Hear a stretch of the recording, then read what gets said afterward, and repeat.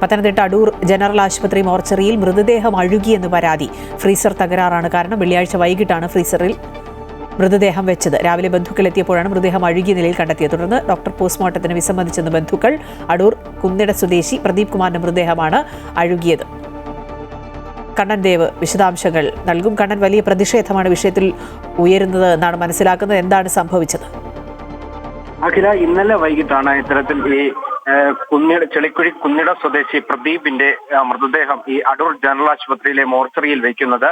അതിനുശേഷം ഇന്ന് രാവിലെ ബന്ധുക്കൾ എത്തിയപ്പോഴാണ് ഇത്തരത്തിൽ ഈ മൃതദേഹം ജീർണിച്ച നിലയിൽ കണ്ടെത്തുന്നത്. ഈ സമയത്ത് മൃതദേഹത്തിന് തണുപ്പില്ലായിരുന്നു. മാത്രമല്ല ഈ കൊണ്ടുവച്ച അതേപോലെ രക്തം വാർന്നു കിടക്കുന്ന ഒരു അവസ്ഥയിലായിരുന്നു ഉണ്ടായിരുന്നത്. ഫ്രീസറിൽ വെച്ചിരുന്ന മൃതദേഹം ഒരിക്കലും ഇങ്ങനെ ആവില്ല എന്നാണ് ബന്ധുക്കൾ പറയുന്നത്. ഈ മൃതദേഹത്തിന് യാതൊരു വിധത്തിലും തണുപ്പില്ലായിരുന്നു. ഈ ഫ്രീസർ പ്രവർത്തിക്കുന്നില്ല.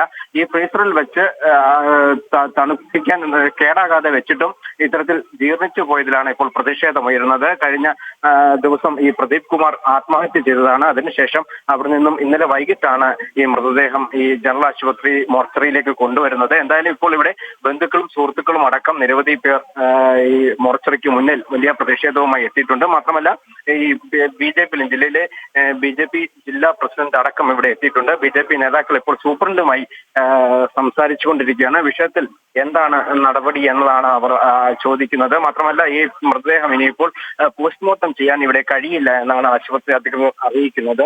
ഇവിടെ നിന്നും മറ്റ് ആശുപത്രിയിലേക്ക് പത്തനംതിട്ടയിലോ കോട്ടയത്തോ കൊണ്ടുപോകണമെന്നാണ് ആശുപത്രി അധികൃതർ അറിയിക്കുന്നത്. അത്തരത്തിൽ അത് എന്താണ് ഈ പോലീസ് അടക്കം ഇൻക്വസ്റ്റ് പൂർത്തിയാക്കിയ മൃതദേഹം ഇവിടെ എന്തുകൊണ്ടാണ് ഇനി പോസ്റ്റ്മോർട്ടം അടക്കമുള്ള കാര്യങ്ങൾ ചെയ്യാത്തത് എന്നാണ് ഉയരുന്ന ആവശ്യം.